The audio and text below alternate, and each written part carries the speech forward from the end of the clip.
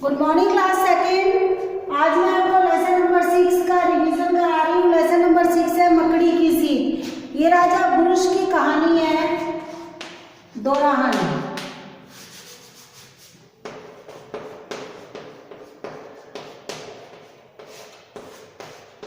राजा बहुत ही प्रतापी था और हमेशा युद्ध में उसकी विजय हुआ करती थी और हमेशा वो विजयी होकर युद्ध से आया करता था।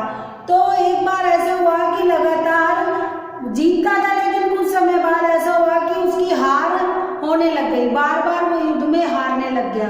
तो बेटा जब वो हारने लग गया तो उसकी सेना का भी उससे विश्वास हट गया, क्योंकि सेना बहुत ज़्यादा मारी जाती थी। तो उन्होंने राजा बुरुष का साथ छोड़ दिया और दूसरे राजाओं ने आकर उसका महल, उसका राजपाट सब छीन लिया, सब पर अपना कब्जा कर लिया। तो राजा बुरुष जो थे अपना राज्य छोड़कर जंगल में चले गए। तो ये कहानी है राजा बुरुष ने अपना राज्य कैसे हासिल किया, उन्हें कैसे सीख मिली। तो ये कहानी क्या है? मकड़ी की सीख। एक छोटा सा जानवर है मकड़ी, छोटा सा कीट कह सकते हो, मकड़ी है। और उस मकड़ी से राजा बुरुष को क्या शिक्षा मिली, लेसन पढ़ती हूँ मैं। जैसा कि आप जानते होंगे कि दुनिया का हर कोना वीरों की गाथाओं कहानियों से भरा पड़ा है। यूरोप भी एक ऐसी है, इस किसी मामले में पीछे नहीं है। यहाँ भी एक से बढ़कर एक वीर हुए हैं। वही वीरों में से एक राजा बुरुष था। वह वीर के साथ साथ काफी साहसी भी था। उसने शत्रुओं को कई बार हराया था और जीत हासिल की थी, लेकिन पिछले कई युद्धों से उसकी लगातार बेटा हार हो रही थी। इस कारण उसके सैनिक ने भी उसका साथ छोड़ दिया तथा उसका अपना राज्य भी छोड़ना पड़ा। दूसरे राजाओं ने उसके राज्य पर भी कब्जा कर लिया। बेटा अब क्या होता है बेटा, बुरुष की समझ में नहीं आ रहा था, क्योंकि अब उसके साथ कोई नहीं था, ना सेना थी, ना उसके पास पैसा था। अब वो जंगल की ओर चल दिया। उसकी समझ में नहीं आ रहा था कि वह किस प्रकार अपना घर परिवार, राजपाट और महल दोबारा हासिल करे। इसी उधेड़ बुन में, इसी सोच विचार में वह शत्रुओं से बचते बचाते एक गुफा में चला गया, घने जंगल में। ये देखो गुफा में बैठा हुआ है राजा बुरुष, गुफा में चला गया। छिपते छिपाते घने जंगल की छोटी सी एक गुफा में जाकर बैठ गया। वहां वह बैठे बैठे कुछ सोच विचार कर रहा था कि कैसे अपना राज्य हासिल किया जाए और मेरी सेना का मैं कैसे विश्वास जीत सकता हूँ। तभी उसका ध्यान दीवार पर चढ़ती एक मकड़ी पर पड़ा। है मकड़ी दिखा रहे बेटा, मकड़ी पर पड़ा। अब मकड़ी से क्या शिक्षा मिलती है देखो बेटा। उसने देखा कि मकड़ी ऊंचाई पर चढ़ती है और अचानक फिर गिर जाती है, फिर दोबारा चढ़ने की कोशिश करती है और फिर गिर जाती है।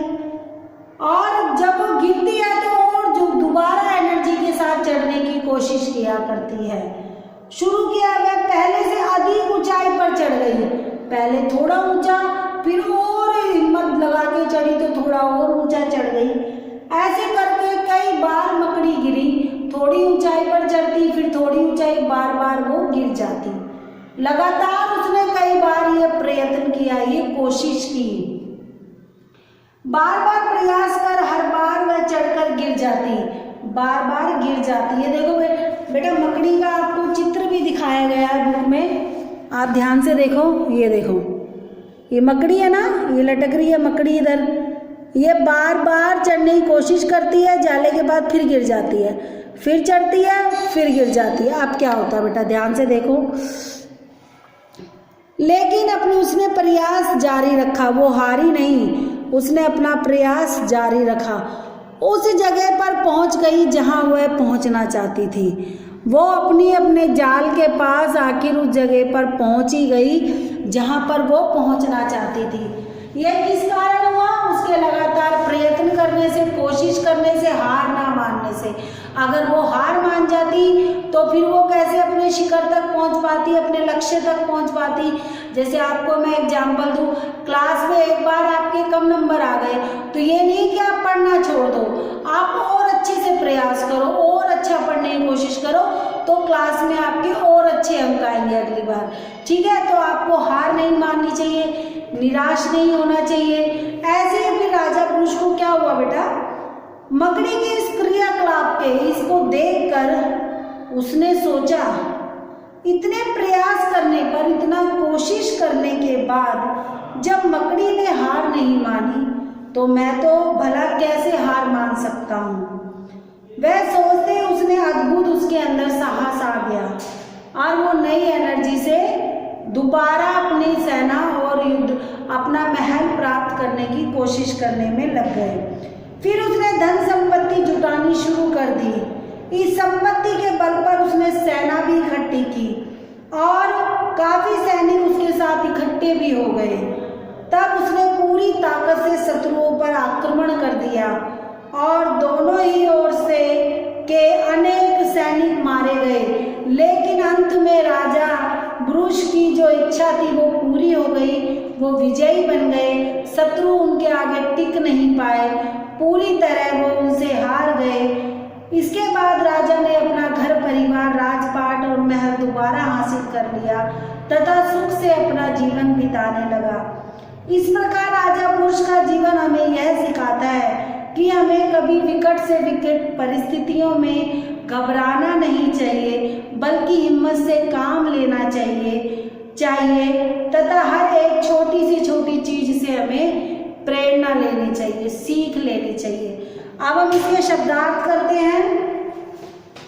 वीर, तुम्हें भी दोबारा करने हैं शब्दार्थ। वीर, वीर का मतलब होता है बहादुर। वीर का मतलब क्या होता है बेटा, बहादुर। अब आप देखें, साहसी, साहसी, साहसी का मतलब होता है, साहसी का मतलब होता है हिम्मती, हिम्मत करने वाला, हिम्मती। फिर है युद्ध,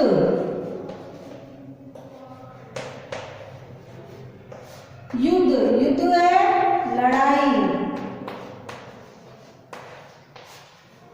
उसके बाद है राजपाट, राजपाट, राजपाट राजगद्दी। राजपाट का अर्थ क्या है, राजगद्दी। उसके बाद है बेटा राजगद्दी या फिर साम्राज्य, साम्राज्य। ठीक है, उसके बाद आप देखें दोबारा, दोबारा यानी दूसरी बार, दोबारा यानी दूसरी बार। प्रयास, प्रयास का अर्थ क्या होता है बेटा, कोशिश। प्रयास का अर्थ क्या होता है बेटे, कोशिश। प्रयास का अर्थ क्या होता है, कोशिश। प्रयास का अर्थ क्या होता है, कोशिश। उसके बाद आप देखें इकट्ठी करना, जमा करना, इकट्ठी, इकट्ठी करना।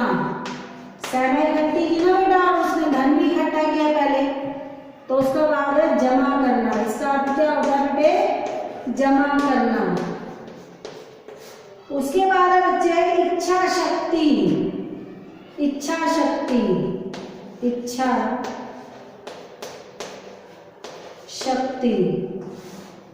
इच्छा शक्ति का अर्थ क्या होता है बेटे, इच्छा शक्ति का अर्थ है संकल्प, संकल्प पूरा करने, संकल्प पूरा करने की मानसिक शक्ति, मानसिक शक्ति। ये आपकी शब्दार्थ है। एक बार पढ़ा देती हूँ मैं आपको दोबारा से, ध्यान से देखें सभी। वीर, बहादुर, साहसी, हिम्मती, युद्ध, लड़ाई, राजपाट, राजगद्दी, साम्राज्य, दोबारा, दूसरी बार, इकट्ठी करना, जमा करना, इच्छा शक्ति, संकल्प पूरा करने की मानसिक शक्ति। तो आपको शब्दार्थ करने हैं, बाकी एक्सरसाइज मैं आपको अपनी नेक्स्ट वीडियो में करा दूंगी।